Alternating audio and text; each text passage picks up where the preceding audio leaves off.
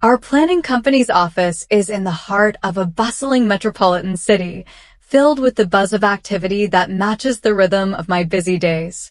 As I settle at my desk, adorned with samples of leather embroidered with intricate designs, a testament to my unique skill in our corporate sales department, I feel a sense of pride. I am not just a sales associate. I am a creator, bringing an artistic touch to our projects that clients adore. Hi, my name is Nancy, and I am 28 years old. My morning starts with an enthusiastic greeting from Julia, who is 35 years old and the section manager. She has always supported me, recognizing the flair I bring to our work. Morning, Nancy. Ready for another day of impressing clients with your magic? She asks with a twinkle in her eye. But today isn't just another day. Today marks the arrival of Mr. Frank, who is 40 years old and our new head of department. I've heard he values traditional academic credentials above all else, which unsettles me slightly as my degree isn't particularly prestigious. Still, I'm hopeful. After all, my work speaks for itself, or so I believe. My husband Charles, who is 35 years old, always tells me to stand tall and let my work do the talking. He's an engineer, practical and grounded, providing the calm to my sometimes stormy creativity. Our daughter, Doris, who is just 6 years old, often plays beneath my desk as I sketch new designs, her laughter a sweet melody that brightens the office. As the day unfolds, Mr. Frank makes his rounds, his eyes scanning the office with an unreadable expression. When he stops at my desk, my heart skips a beat. I smile, ready to introduce him to my world of leather embroidery. However, the reception I receive is not what I expect. His gaze hardly lingers on the embroidery samples that I begin to showcase. Nancy, while your craft is quaint, we need to focus on more academically driven strategies, he states flatly, the word quaint hanging between us like a harsh winter chill. The subtle dismissal of my craft, my passion, stings sharply. As he walks away, I'm left with a sinking feeling. The vibrant threads of my morning slowly unravel, and I wonder what this change in leadership means for my future here. The days following Mr. Frank's arrival spiral in a way I hadn't anticipated. His presence is like a cold draft that seeps through the office, chilling the warm camaraderie we once took for granted. Each meeting, each review, seems to tighten the noose around the creative spirit I had nurtured here. It isn't long before my worst fears start to materialize. Mr. Frank, who had barely taken a week to assess our operations, calls me into his stark, meticulously organized office. Nancy, he begins, his tone devoid of the warmth I'm accustomed to with Julia. I've been reviewing your performance and the relevance of your skills to our core business goals. While your artistic endeavors are unique, they don't align with the direction we're taking. I'm afraid we need to let you go. His words strike like a blow. I'm rendered speechless, my mind racing. Let go? But my clients have only praised my work. How could it suddenly be irrelevant? I muster the courage to respond, my voice steadier than I feel. Mr. Frank, my work has consistently drawn clients who appreciate the uniqueness we offer. Isn't that valuable? He shakes his head, a decision clearly already made. It's about more than just drawing in a few clients, Nancy. It's about scalable academic strategies that align with industry standards, not individual craftsmanship. As I leave his office, the finality of the situation sinks in. I pack up my belongings, a few personal items, and the embroidery samples that no longer have a place here. Walking out of the building, I feel a mix of indignation and loss.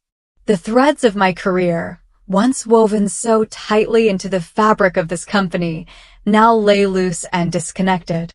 At home, Charles tries to console me, his words a balm to my bruised spirit. You're more than this job, Nancy. Maybe it's a sign to find somewhere that truly values what you bring to the table. His support is unwavering, but the uncertainty of what comes next is daunting. As night falls, Doris tugs at my sleeve, her small face upturned. "Mummy, can we do some stitching?" she asks, her innocent request piercing through the fog of my worries. As we sit together, threading needle through leather, I find a quiet peace in the rhythmic motion. Here, in the simplicity of passing threads through fabric with Doris, I find a sanctuary from the storm that my professional life has become. Little do I know, the office I left behind is beginning to feel the absence of the very skills they deemed unnecessary. In the weeks following my dismissal, the structure of my days shifts dramatically. The rhythm of corporate life, once dictated by meetings and client calls, gives way to a quieter, more reflective pace. My home, once a place to unwind after long days at the office, becomes my sanctuary and my workspace. As I navigate this new reality, I find unexpected joy in the hours spent with Doris. She becomes my eager apprentice in the art of embroidery, her small fingers fumbling with the needle, her brow furrowed in concentration. "Like this, Mommy?" she asks, looking up at me with hopeful eyes. "Yes, just like that," I encourage her, guiding her hand as we push the needle through the tough leather. These moments, filled with the gentle guidance of her eager attempts, stitch together the tattered remnants of my professional pride. Meanwhile, the repercussions of my absence ripple through the company I once called my second home. Julia, who had been a pillar of support, calls me one afternoon, her voice laced with concern. "Nancy, it's chaos here. Clients are complaining about the lack of creativity in their projects. We really miss your touch." Her words offer a bittersweet solace. I am missed, not just personally, but professionally. My skills, once overlooked, now recognized as essential in my absence. Yet, despite the validation, a part of me dreads the thought of returning to a place where I was so undervalued. Charles notices the mixed emotions playing across my face. "You don't have to go back," he says one evening as we sit on the porch, watching Doris play in the fading light. "Maybe it's time to start something of your own. You have the skills, the passion. You can build something great." His belief in me kindles a spark of ambition I hadn't allowed myself to feel in weeks. What if I could turn this setback into a stepping stone? What if I could create a space where creativity is not just accepted but celebrated? Fueled by this newfound resolve, I start to plan. I reach out to contacts, draft business proposals, and sketch new designs. Each stitch in my embroidery not only brings a design to life, but also sows the seeds of a future I had never dared to imagine. As autumn turns to winter, I watch Doris proudly finish her first piece, a simple but beautifully imperfect coaster. It's a tangible testament to her growth and my own. In teaching her, I reaffirm my own expertise and worth, weaving a new beginning from the unraveled ends of my old career. The office I once filled with vibrant thread struggles to maintain its luster. My former colleagues, led by the always efficient Julia, face mounting pressures as client discontent grows. The unique designs and personal touches that were my signature are sorely missed. One morning, as I sit at my new, makeshift workspace at home, surrounded by sketches and leather pieces, my phone rings. It's Julia, her voice more strained than usual. "Nancy, it's getting worse here. Since you left, there's been a noticeable dip in client satisfaction. We're at risk of losing key accounts." Her words, though distressing, aren't surprising. I had long known that my role, though undervalued by Mr. Frank, was crucial to the department's success. "I'm sorry to hear that, Julia," I reply, my mind racing with the implications. "Is there anything specific they're missing?" "It's your touch, Nancy," Julia confesses. "Your creativity isn't just missed, it's demanded by our clients. They want what you brought to their projects." This confirmation of my value within the company feels like a vindication of my skills, but also a call to action. As Julia and I continue to talk, a plan begins to form. Perhaps there's a way to bridge my new ambitions with the needs of my old team. After the call, I discuss the situation with Charles. His steady belief in my capabilities fortifies my resolve. Maybe there's a way to collaborate on your terms, he suggests, always the voice of pragmatic support. Emboldened, I reach out to Mr. Frank, proposing a freelance consultancy role where I could provide creative input without stepping back into the full-time corporate chaos. The offer, carefully crafted to highlight the mutual benefits, feels like a stitch in time, mending the rift between my old world and my new aspirations. Days pass in a blur of activity. Between drafting proposals and guiding Doris's small hands through her next embroidery project, I wait anxiously for a response. Finally, it comes.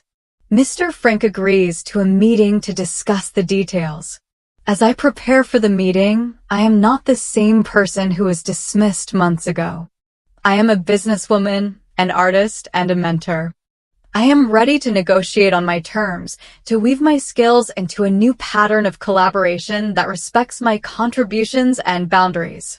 The upcoming meeting isn't just a potential business opportunity, it's a test of my newfound strength and a chance to redefine my professional identity on my own terms. The morning of the meeting, the city is cloaked in a dense fog that seems to mirror the uncertainty I feel inside. As I step back into the office building, a place that was once a second home but now feels strangely foreign, my resolve steadies. Today, I am not just defending my worth, I am negotiating the future on my terms. Mr. Frank greets me with a politeness that's tinged with desperation. The office beyond his door buzzes with the familiar sounds of stress and urgency, a stark contrast to the calm order of his personal space. Nancy, thank you for coming, he begins, motioning for me to take a seat. We've felt your absence significantly. Your proposal suggests a potential solution. Let's discuss how this could work. I nod, organizing my thoughts. My idea is simple. I can offer my creative services on a consultancy basis. This arrangement would allow me to contribute to projects that benefit from my expertise, without the need for me to be here full-time. Mr. Frank listens, his expression unreadable. And in terms of compensation, he probes, leaning forward slightly. I'm looking for fair remuneration based on the projects I contribute to, reflecting the value I bring, I answer confidently. The negotiation feels like a delicate dance, each of us cautious yet eager to find common ground. After a lengthy discussion, where we outline expectations and logistics, Mr. Frank extends his hand. It seems we have a deal, Nancy. Welcome back in this new capacity. Leaving the meeting, I feel a weight lift off my shoulders. The agreement we've reached is a testament to my journey, not just a return, but a reinvention of my professional role. As I walk through the office, a few former colleagues stop to express their relief and happiness at my return, even if in a different capacity.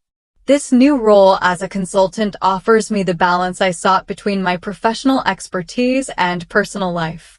It's a chance to showcase my skills while shaping my involvement to fit the life I envision.